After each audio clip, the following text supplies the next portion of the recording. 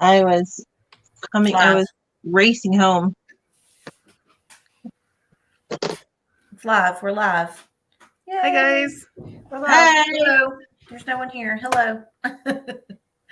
Hey. All right. So we are going to talk about Encanto. And I know, like, both of you guys have seen it more than once. All of you guys have seen it more than once. Oh, yeah. We've seen it multiple times. Yes. Lots of times. Christine, lots of times. A lot of times. Yeah. And I purposely listened to the soundtrack today because I was like, I gotta get in the Danielle. Encanto mood. Hi, Danielle. How are you? As people join in, we can ask them if they've seen Encanto more than once, more than twice. Like, tell us how many times you've seen it in the chat, because we just want to know. I just want to know. Christine, how many times have you watched it? I can't count. What? That many? Uh-huh. Wow. Hi, Lisa. That's a lot. Karen, how many? Maybe three. Oh yeah, I've done a lot more than 3. My mom Abby? watches it every night to go to bed. Yeah, I've maybe seen it like 4 or 5 times. In my sorority, we have like a chapter room that's on our dorm floor. Mhm. And that was just a movie that we would have on in the background while we were doing homework and stuff. Okay. Well, that makes Just a sense. nice one. Lisa said she's seen it a few times. Danielle, how many times have you seen it? Hi, Allie. Welcome in. How many times have you seen Encanto? Okay, so Danielle's seen it twice, and Ben listens to the soundtrack on the way home from work. Good choice, Ben. Well done. Great. I love the music, so we'll talk about that. One thing we'll talk about, but I have like a couple of questions, and Karen is going to put the questions in the chat as I ask them. So we want you guys to answer the questions as we are answering the Christy. questions. Hey, Christy, she says she's seen it once. Hi. I've seen it 2 times all the way through, but I've had it, kind of like on for other things. I was trying to have Logan come on with me because he's seen it like a bunch. So he has all these like great like things to say, but he didn't want to do it. So here we are, just me. My first question for everybody is, what was the first time you watched it? What was your initial reaction to the movie? Like, what did you think the first time you saw it? Christine, Yeah. What stood out the most? Well, for me, I think at first I was like, the word Encanto, I didn't know what it meant.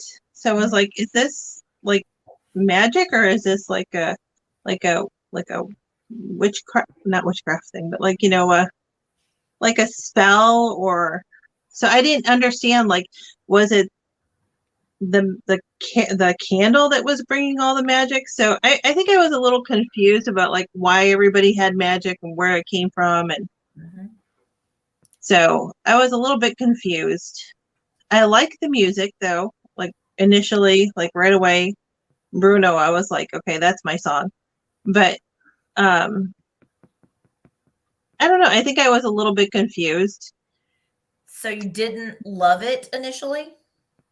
I think I liked the music and I liked the colorfulness of the movie. And then like there were things that, like being from a Hispanic family, that I could identify with, that I was like, oh, yep, that's what my mom would be like, or that's what my grandma's like, or something. Yeah, and we're going to talk about that too. So, But there was the whole, I just didn't understand how the magic all came into all of it. I was like, oh, how is this? Because I didn't even understand at first, like, Mirabelle is whose sister and what order is she in? She's the youngest, she's the oldest. I didn't know that. Yeah, I agree with that. I think it was a little bit like, I mean, I liked it. And so I initially was like, oh my gosh, that was really, really cute. And then I watched it again and I kind of like, okay, now I kind of understand a little bit more what's going on here. Like, you see more things the more you watch it. And I actually want to watch it again just to kind of, see more things. Abby, what did you think the first time you saw it? Okay, well, the first time I saw Encanto was when was it on Christmas? Yeah, you were home for Christmas. Mhm. Yeah, but we had been fighting about whether Raya or Encanto was like a better movie, and I was like, I don't know how Encanto is gonna like top Raya because I just really loved that movie. So when I first saw it, I'm super stubborn. I'm a Taurus, and so I was like, no, this is not as good as Raya. And then I don't know if everyone's on TikTok, but Encanto kind of took TikTok by storm. Oh, And there's yeah. just a bunch of different like edits for We Don't Talk About Bruno was absolutely everywhere. It still is absolutely everywhere. And like surface pressure, like all of those things. And I started learning more of like the deeper things of like the thought that went into the movie. And I think that's what initially like grabbed me. But after watching it, I was just like, there's no way this is as good as Raya because that movie was just so good. It took her a long time after watching it to admit that she liked it as much as she did because she is stubborn. Yeah.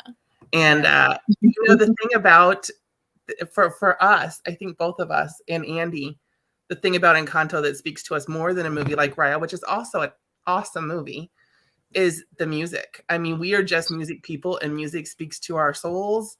And we really related to a lot of the songs and the music. I mean, the Surface Pressure song, Luisa, I totally related to Luisa. And I know, Mary, we've talked about how we all relate to different characters. Luisa, I think a lot of people I know do relate to. Yeah. And that song is early enough in the movie that it really captured me really gets fast. ya. And I did not know that it was I did not know who wrote the music when I first watched it.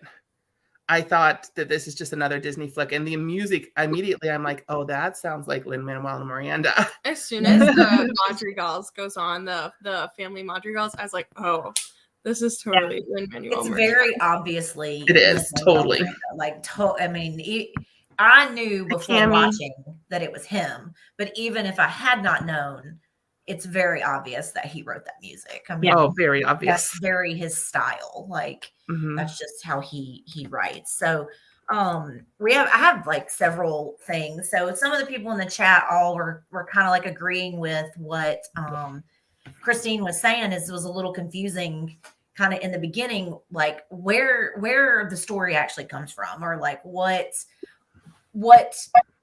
the magic? How do you why does it make a appearance? And I kind of feel like that. Like, where does it come from? It's just all of a sudden there's magic. So watching it more often, if you haven't seen it more than once, watch it again. You'll get more of it. Like Abby said, if you are interested, kind of delve into it and you can learn a little bit more about the culture and why they chose certain things.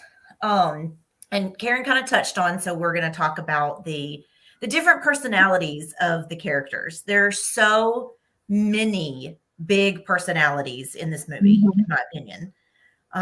So I want to know in the chat, who's your favorite character and what character do you feel like is the most relatable character? And they can be the same if you want them to be the same, but they don't have to be the same. And I will start. And I initially thought Bruno was my favorite character. But after watching it a second time, and everybody can just, come for me for this because I think this is a very unpopular opinion. Isabella is my favorite character. And Karen, you and I have talked about that. I feel like she has the most real character development throughout the story. She completely changes from what is expected of her to what she actually wants to be. The person she actually wants to be and not who they want her to be. So I think that's, I don't know, for me, that's a good storyline and I just really like her. And then I think the most relatable character is Peppa. And the reason I say that is because it's a mom thing. And you guys will know, so she's so stressed or so anxious when Antonio's going to get his powers, or throughout the song about Bruno, about her wedding, or when something happens, that's a mom thing. She is just a mom. She's so worried about her kids. She's so worried about this. And that I think is relatable for moms, and not even just moms, but anybody, because it's showing how she deals with that anxiety. But then also when she's happy, it's such nice, happy moments. You know, she's just a happy, like a happy character, in my opinion. So she's my relatable character, and Isabella is my favorite. Karen, what about you? What about you and Abby? My favorite character, gosh, I'm not even sure if I would say Louisa, because I really think Mirabelle is my favorite character. But Louisa is definitely my most relatable. But Mirabelle is just, she like shines bright through this whole movie, and just the color and the life and the energy and her whole story arc. I just really love her as a character. Louisa is definitely who I relate to. And I see why Isabella is such a good character too, because that trying to, live up to the expectations that everybody has on you. And Louisa is very much the same. Those two characters, I think, have a lot of parallels too. I just relate a little more to Louisa and the pressure of carrying all the weight and all of everything. I think some of that comes from being a single mom. Some of that comes from just my personality, but I totally relate to Louisa. What about you, babe? My favorite character is probably Camillo, just because he's kind of just like one of those like side characters that's super joyful and really cares about everyone that he's around. In the scene, I saw this on TikTok. In the scene where like the candle in the house is falling, you can see Camillo like running for like towards the candle, but like in one of the TikToks I watched, it said that he was running for Mirabelle instead of the candle. And I think that just shows like a lot of his character. And so I think he's my favorite for that reason. But the most relatable is probably Isabella, just because she's the oldest. I'm the oldest child. You feel like you have to be perfect all of the time. And I think that the movie was I think the movie was just a really good reminder of like, it's okay to let loose. It's okay not to be perfect all of the time. So I think that she's a really good relatable character for people in that situation. I agree. All right, Christine, what about you? I think I know your favorite character. It's Bruno. What? I thought it would be Mirabelle. No, it's actually Bruno. I felt like he just had the worst experience with, like everybody treated him bad. He was like just sharing his gift with everyone, and it was always received so badly. But even through all of that and like living in the walls with the rats and everything, he just stayed like he loved his family, and he kept like a really good attitude. And like at the end, how he goes and he defends Mirabelle. And I'm like, he just, kept his heart pure. I feel like even though he went through all of that. Mm-hmm. And so that's why I really like him. What about your most relatable?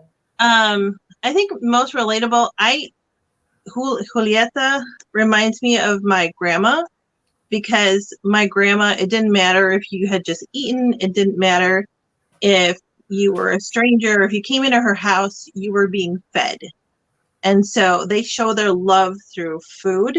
Mm-hmm. And I felt like, that's what she does. She's always carrying food with her to like give to people and help heal people and just, make them feel better. And I felt like that was my grandma. So that's why, she kind of she's a quieter person in the movie, but I still feel like, I felt like she reminded me of my grandma. Yeah. There was a lot of good answers in the chat. Cami said Camillo. Allie said Felix. April is saying Emma's is definitely Bruno. And what I think is very cool about this movie is that every character is relatable in some way for someone. So that's not always necessarily true for Disney animated movies. You're watching, you take older movies, for example, Cinderella, even The Little Mermaid. I don't feel like all those characters are super relatable, but I feel like the main group of madrigals, all of them have something that someone can relate to. you know, like you were saying, Isabella, she's the oldest. You feel pressure to be the oldest, or Louisa, she takes on all this, you know, the strength of the family. Mirabelle, who is trying to live up to the perfection of her two sisters because she doesn't have a gift. Julieta, who is just, in my opinion, she is like what you would consider the grandmother, more so than Abuela. You Yeah. know, Abuela is just, I don't like her. So, you know, I know she grows and she is a little bit different. And I know she just has that expectation. And that's also kind of like a mother, you know. Mhm. I don't know. I really like how they're all so super relatable, I guess, for different people. And Serena, I'll say what Serena says. And I agree with this. Serena, how many times have you seen Encanto?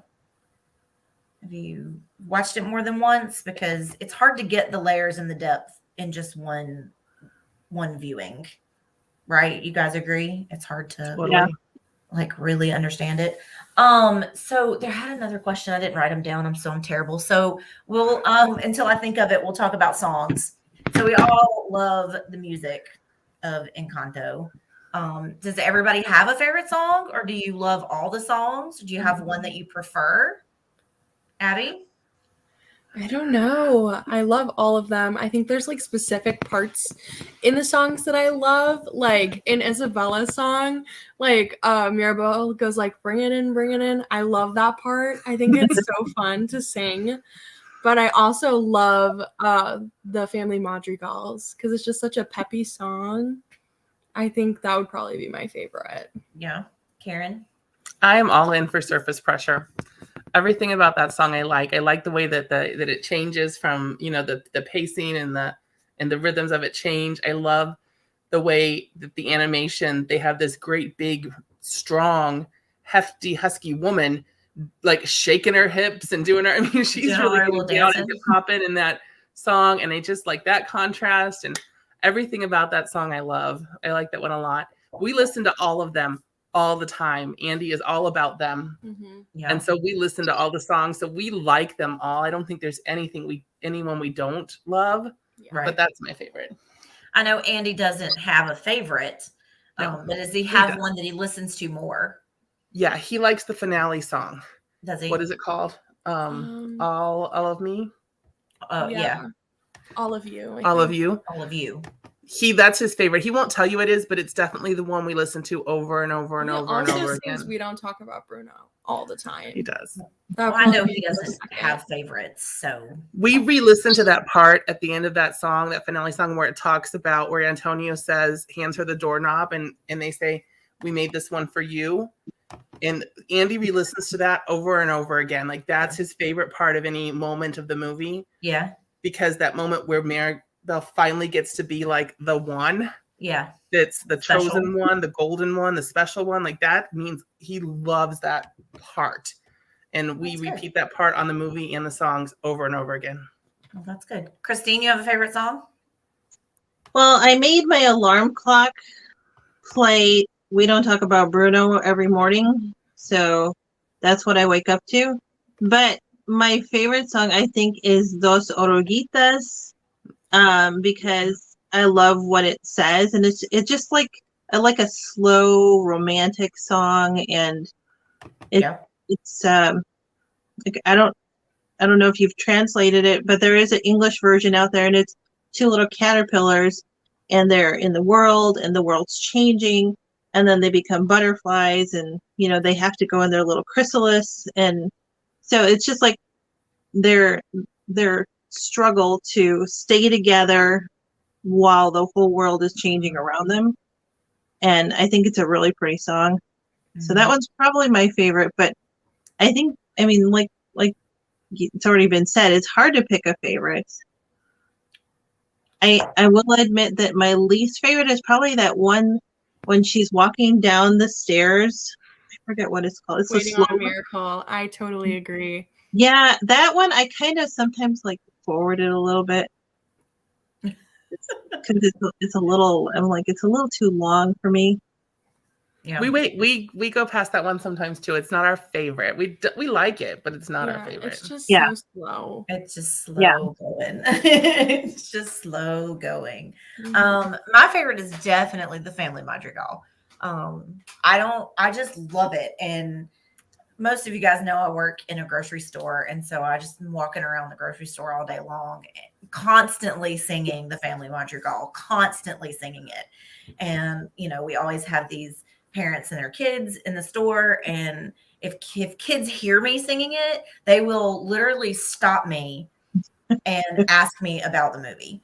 That's awesome. I've had like 4 or 5 kids stop me and ask me about Encanto. Like, are you singing songs from Encanto? Yes, I am. Yes, I am. Sorry. I'm sorry. That's awesome.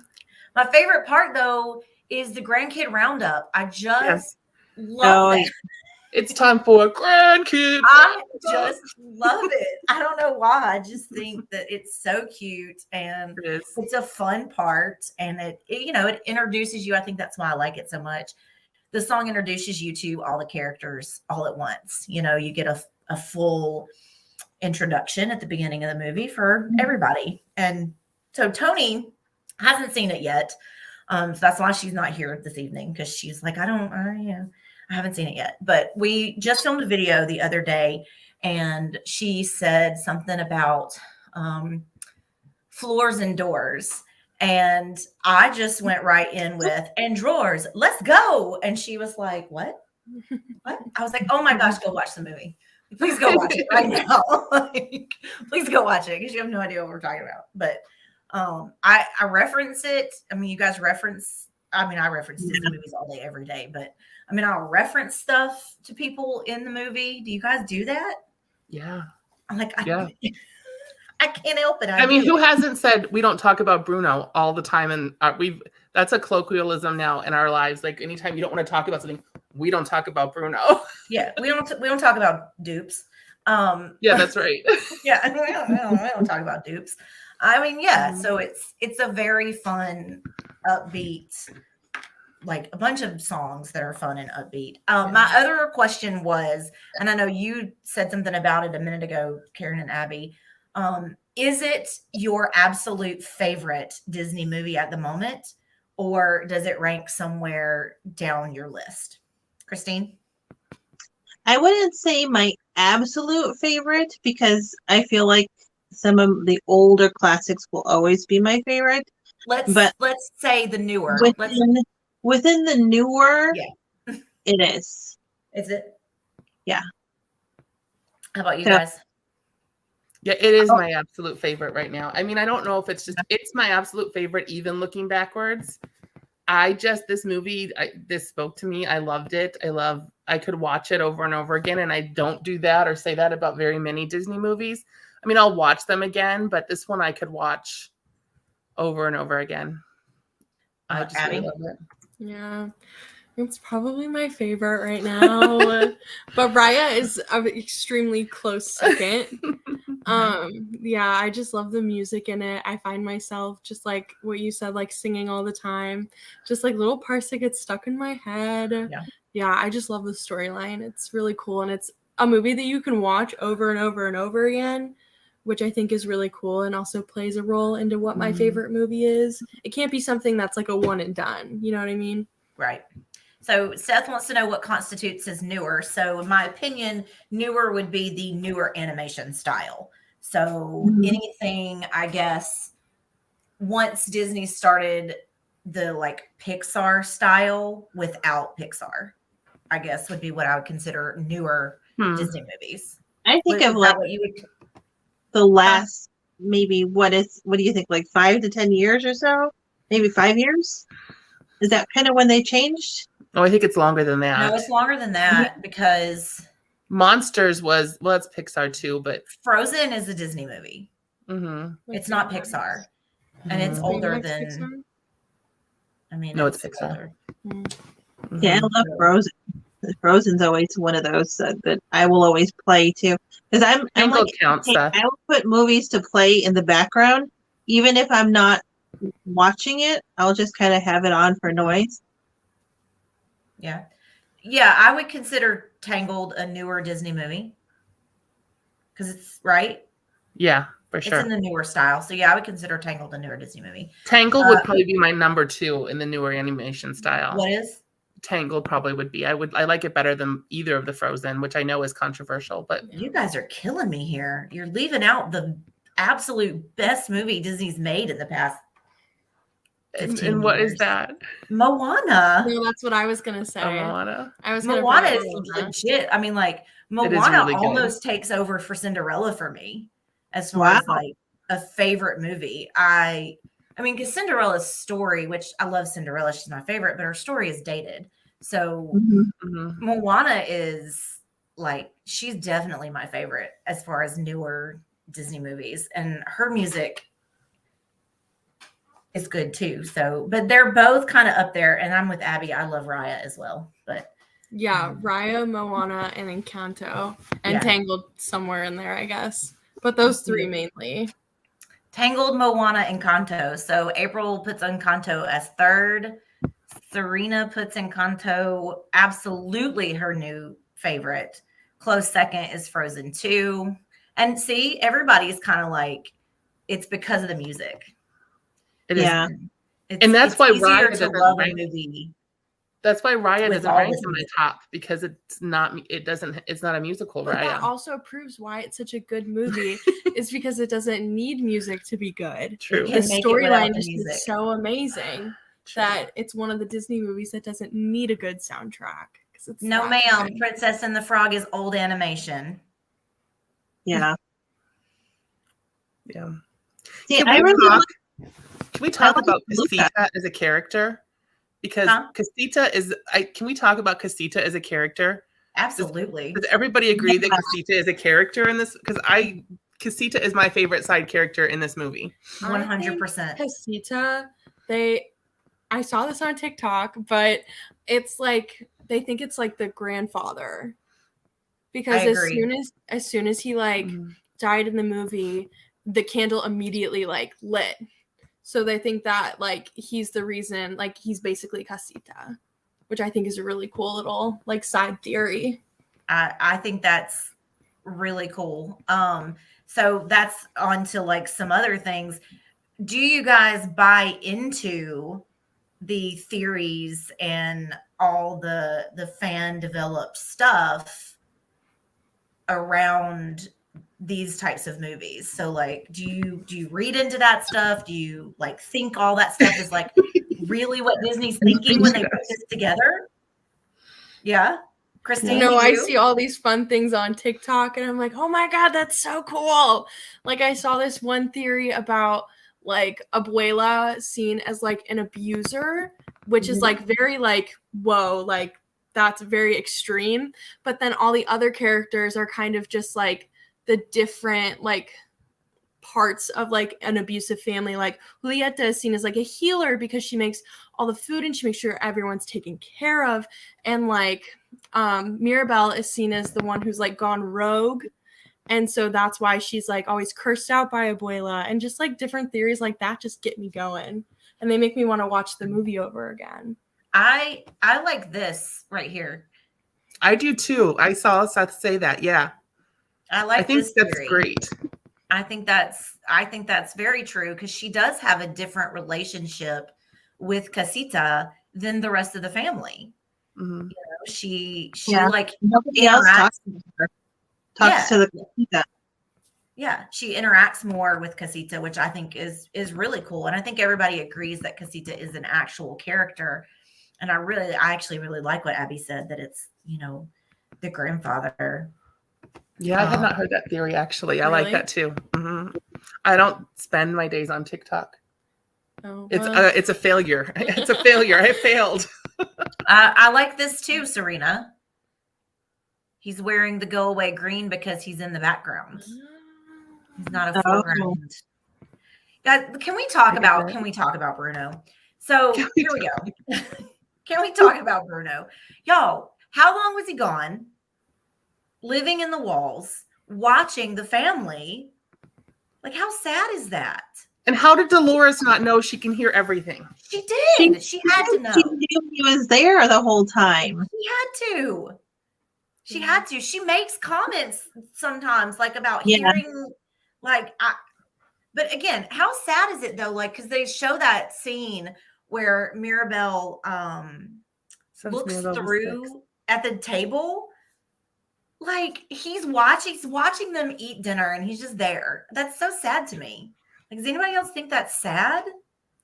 It is Oh, sad. 100%. Mhm. Oh, But, so like, sad. at the end, they said like, well, I think it was a TikTok that I saw, but they said that, what's her name? I forgot her name. The one who can hear everything. Dolores. Dolores. I had a mind blank. Dolores, she could hear everything from a mile away, and then, but at the end, like at that part where they said, "Are we going to talk about Bruno?" That part at the Mhm. end, she says, "Oh, I knew that he was here. I heard him every day." So why didn't she say, Bruno's well, on that wall. like he's right in Actually, he's here? just right over there. Probably Yeah. because it was such a. I mean, you the song, they don't talk about him because they're all scared of his prophecies, I guess, or they don't like his prophecies. So maybe since she was young, they had just put it in her brain that this is not something we want. We don't want him here, and so she just was afraid to say anything. I agree with this statement right here, Lisa. I also thought Abuela was the villain in this story, even though there's technically not supposed to be a villain in this story. Mm-hmm. Yeah, I think that too. But she has a beautiful redemption arc in the actual movie, which is unvillain-like, right? Normally the villains don't. We might get their story later on, but she redeems herself before the movie ends in a very beautiful and humbling way. Mm-hmm. She does. When she goes to Mirabelle and really makes that right and admits that she was wrong, which you don't. No, which you don't. you see never see that, and that's a hard thing to do. Mm-hmm. I think how I feel about it is old habits die hard. So she's still going to have that mindset. I mean, it's her second nature to her that, this is how she's treated her family all these years. She expects perfection from them. And all of a sudden she's going to be like, oh, well, I was wrong. So go ahead and do what you want. That's going to be really hard. That for anybody who has somebody in their life that is controlling or is like a perfectionist, even when they can identify that, yes, I did something wrong and I'm sorry I hurt you, it's hard to change your ways. So for me, Abuela, I don't feel like that was a complete transformation for her. Maybe it's an eye-opening and it was like, hey, maybe I should, but like I said, I feel like it's going to be hard for her. Yeah, I do agree with it. It's going to be hard for her, but I mean, that was like the epitome of rock bottom that she hit. I mean, the house came crumbling down all around her. I mean, literally, they had nothing and had to build it back up. And granted, it was a transformation kind of on hyperspeed. Like the arc was quick. Like all of a sudden, she had to change. But really, they tore everything down to like nothing and then had to build it back up again. So I can see that. I can see the possibility of that. I also think it's really difficult to tell if she did a complete 180 because her transformation was like the last 10 minutes of the movie. Yeah. So like there wasn't like a lot of like character building from her doing like hitting rock bottom and then like did she actually change? There's really just not that much evidence about it. Yes, she was like good to Bruno once he came back, but that's like and Mirabelle at the end of the movie. But I think if there is an Encanto 2, that'll be really interesting to see how it like actually plays out when there's like I'm sure there will be. They're very big into sequels right now. And that's what I was going to say too. Like there wasn't, and these movies aren't long enough for you to really get a feel for where they wanted that, if they wanted her to make that full 180 into, that difference. But and like Abby said, it literally was the last 10 minutes. It wasn't actually the story of the movie that she was going to change her ways. Yeah. It was a very like, felt like a last minute in the end. Oh, yay. I love everyone. And I'm no longer going to treat you all like crap. You know, like, so Mhm. if they make a second one, it will be interesting to see where they go with her character. I think her character will probably be more prominent. I'm not that she wasn't prominent, but I don't think she wasn't who they were focused on. I mean, obviously they were Right. focused on Mirabelle. I mean, this was Mirabelle's story to tell. So Allie says, yes, the house is the embodiment of her husband's sacrifice. I think so too. I think there's just a lot. Disney's so good with details that you never really know what they intended and what people just get from their movies. Mhm. You know, like, because we all could interpret that movie differently, or each character differently, or, you know, that line or that scene. And that's one thing I think is really great about any movie. But of course, we all just love Disney. So we're just talking about Disney movies. Mhm. Anybody have any questions or anything else they want to touch on for this movie? I just kind of want to talk about the sibling relationship, because that three sister relationship for me was a really important part of the movie. Mhm. The way that they saw each other versus the way that what really was reality behind each of their Right. characters is such a, I mean, that was real eye-opening for me, because they each really, in the beginning of the movie, I didn't love Isabella a whole lot. I'm thinking she's a spoiled brat who got everything she wanted, because that's how Mirabelle viewed her. And so that's how I viewed her. But as Right. the movie progresses, you kind of get to see that they all three came. I mean, that concept of having to walk in someone else's shoes or never quite knowing what someone else is going through, I think is a really big moral that kind of is kind of wrapped up in the center of this movie, but isn't really talked about a lot. I agree. And Isabella is she's, you know, she's hard to like in the beginning, and most people don't like Mhm. her. And a lot of people don't even like her once it's over. I've seen so many things like on TikTok and Instagram about how she, you know, she is one of the least favorite characters because, you know, she's mean to Mirabelle or she's bratty or whatever. But all three of them, and even Dolores and Camilo too, even though you don't get as much of them as you do the other girls, all three of them model their personalities about how their abuela feels about them, Yeah. you know, or It's like true. what she expects of them. So she expects Isabella to be this perfect model of their magical family. And so that's what she does. That's who she is. And because Abuela doesn't believe in Mirabelle and doesn't view her as something special, then Isabella doesn't view her as someone special. So they all mirror the way Abuela acts. I think that's my opinion. Because, Mhm. you know, she's their, is it matriarch? Is that what's called? The matriarch? Mhm. Yeah. She's their, you know, she's their head of their household. So I don't know. I feel like that's kind of where their personalities come from. And then Mirabelle, I guess, opens Isabella's eyes in that scene in her room. And well, actually she's making her mad. And that's where that cactus Mhm. comes from, because Yeah. Mirabelle made her mad. And so she made this cactus and then realizes, whoa, hey, I can do something else. I don't And have to be perfect. do you guys think it looked like Mickey? I mean, was it a hidden Mickey? Yeah, all The cactuses cactus? look like hidden Mickeys. I don't know. I felt like it was a very obvious hidden Mickey. I didn't even think about that, honestly. I did not either. I feel like every time Disney puts a cactus in something, that it's a hidden Mickey, because they make them that same shape every time. That's just me. Let's see. What do you think about their relationship, Christine? Well, I'm from three sisters, so I'm the oldest. And I feel like, yeah, my sisters used to tell me sometimes that, oh, I felt like they were like, how come she gets to do this? And how come she gets to do that?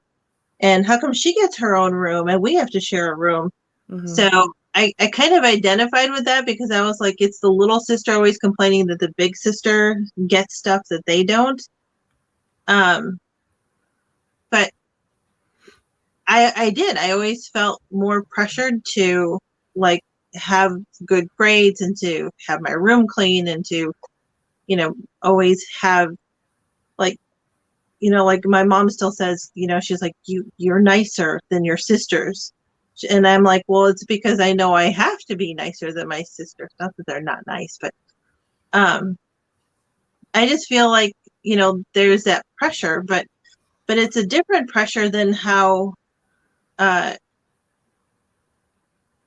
um Louisa is feeling. And I guess I don't understand Louisa's pressure. Is Louisa's pressure more about just, being able to do things, or is it like her pressure that she puts on herself? Is it like to be able to provide the strength and the work, or is she? I mean, think Louisa, from my perspective, Louisa feels like she's only worth what she can provide. Like that's, only that she's worthwhile and the family needs her because she's strong. And if she wasn't strong and able to move churches and transport the donkeys and do all the things she did, that she would be worthless. Yeah. And it's also very much the ideology that Abuela is just like, you were blessed with this gift. You must serve the community with your gift. And like, she just had like a really hard time, like saying no, because Abuela like gave her that mindset of like, oh, I'm blessed with this gift. I have to do everything that the town needs me to do. And just because of a lot of her work was just like heavy lifting, she was like one of the most needed people in the town too. And I think it's very symbolic that she had all of this weight on her shoulders, literally, but also like metaphorically. I thought that was really cool symbolism in the movie too. I like that too. just because Isabella has that pressure to be perfect, so that's why I was like, it's a different kind of pressure. Mm-hmm. Yeah, that's what I was thinking. Isabella's pressure is to be the model of the family, the perfect, magical golden child. She's I mean, Mirabelle even says that in the song. Mm-hmm. She's the perfect golden child, and Louisa's really strong. And that's literally the lyrics of that song. And I think it's just that understanding that just because they have these gifts, that doesn't make their lives any easier than Mirabelle's life, right? Just because they have these gifts, they're both under pressure to be exactly who everyone expects them to be. And in some ways, it's easier on Mirabelle because no one really expects much of her. Right. So she's been able to grow in a different way. And so to kind of put yourself in the other shoes, is it better to be Isabella? Maybe not. But Mirabelle really thought it was. She always thought, oh, Isabella has it so great. But does she? Maybe not so much, because everybody expects her to be exactly who they want her to be, and she's not allowed to step out of line, where Mirabelle can do anything. Yeah, because she doesn't have that same pressure. But her not necessarily pressure, but her problem or issue is that she doesn't have the gift, so she feels less than the others. Mm-hmm. Basically in Abuela's eyes. I think it's such a relatable movie, just for so many reasons. Like there's just so much going on and so many storylines, and I really do think they'll do a second one. Do you really think they'll do a second one? Yeah. I think they will, with as popular as it was, and I just think they will. Like they're so big into like second movies. I don't know. There wasn't a second Moana. Is there a second Moana coming? No, I don't think so. I mean, they never did that. And then I wonder if they might go more of a series route like they did with Tangled. They're doing this Tangled series now. Yeah. Which is so different though. I know. Like it doesn't feel like it has anything to do with the movie. I know. But they could do so much with the ending that they had. There's like so many different like alternative routes that they could go with the movie, which With I think is a Encanto? really good opening for like another movie With versus Encanto? like Moana. Yeah, with Encanto. Yeah.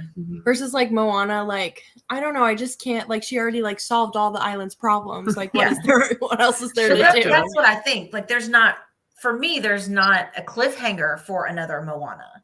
Mhm. Like I feel like there's a huge opening for another Encanto with all these different, like Abby said, just different stories going everywhere. There's so What- much more character growth that could happen because Right, like- you just see, because we don't know that much about Dolores or Camilo. Like they could do a completely like different thing, getting to know more about them and their backstories and Or the what pressure village. they in feel general. and the village and like just all these different character building aspects that they can do. Because even with like the sisters, and we know so much about them, like there's still more that they can add on. And I think it's really cool because there's so many characters versus like Moana. It's kind of just like Moana and Maui are like the main characters versus like the whole family of Madrigals that they could just do so much with. You're right. And the way I they've agree. hinted at what's going on in the outside world, outside of their little village and valley, their Right. little Encanto, is, you're right. There is a lot of open There's doors. so much they could do with So it. this is a really good question. So I can't believe we didn't ask it yet, Lisa. I You're so know. weird. If you could have any of the talents, what would it be? Abby? I don't know, because they all have their different like pressures they have on them. I'm like, I don't know if I need anything else. My initial one was oh my god, Dolores, just because she can hear everything, and I think that's like fun to know everything that's going on. Camillo. Make me Camillo. But probably Camillo. Camillo. Because that's just cool. Karen, you say Camillo? Oh yeah, Camillo sounds like a great talent to be able to shape shift and change into other people. That sounds great. Ooh, or talking to animals. That's good too. Talking to I animals. would probably talk to animals so I can hear what my dog wants. I think I'd say Julieta. Same.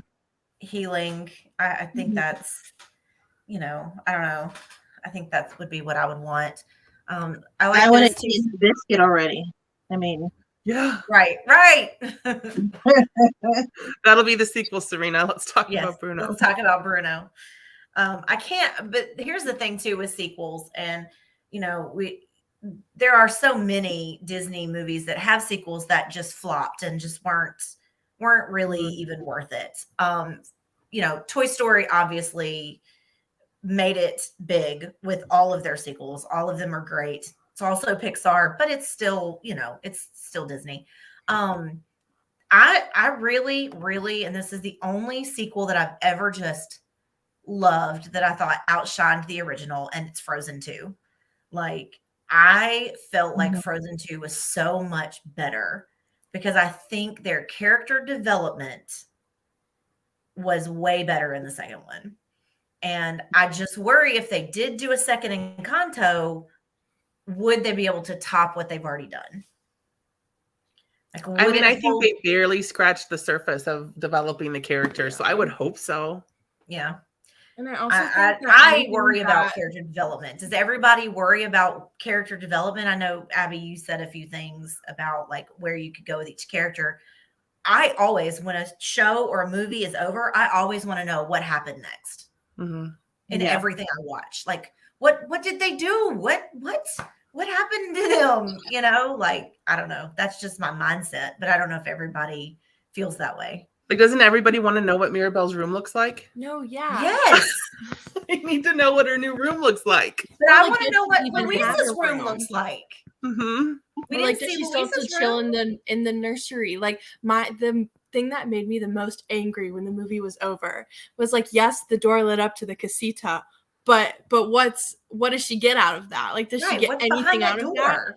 And I was asking my mom, I was just like, so like, did she get her door? And she was like, and I'm Mm-hmm. like, well, why don't we know then? We don't know.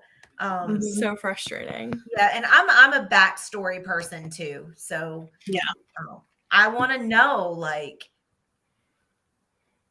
what happened with Bruno? Why was he outcasted? Why, was he gone? Why was he in the walls? What made all that happen? I don't know. I'm like that. So when I watch TV or when I watch anything, I go, well, What happened Meglet. next? Hi, Oh, I love, Meglet. huh? Meglet made it in. I didn't see her before. Oh, hey. Hey, Meg. She wants to see Dolores's room. I want to see all their rooms. We only saw Isabella's and Antonio's. I've heard that And Bruno. Dolores's room, it's probably like a soundproof room where she can Mhm. just close out all the noises. Yeah. That would be And that so makes a lot of fantastic sense, for a her. sanctuary for her. But then, I like, would what love does that for her. Camilo's room look like? Because he just like shapeshifts. Right. Yeah, I think they didn't want to think about that, so Disney didn't show us. They're like, actually, that's for a different day.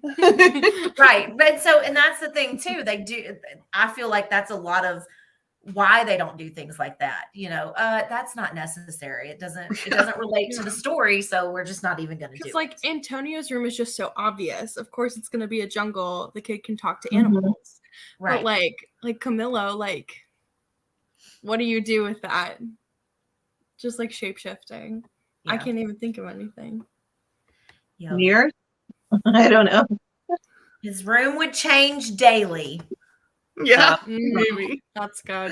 That is Oh, good. Lisa, you're clever one tonight. Or like I maybe Lisa like just it. have, like, a Lisa bunch had of some treadmills good and, comments and weights stuff to lift. tonight. Like really good. Really loving it. All right. I think we're gonna go ahead and call it because it's almost an hour, and I know like we all have other things going on, I think, this evening. But this was fun. We are gonna try to do some Wednesday night lives with different topics. I have no idea what we're gonna talk about next week if we do one.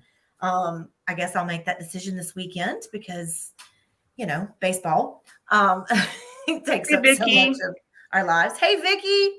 How are you tonight? What is this?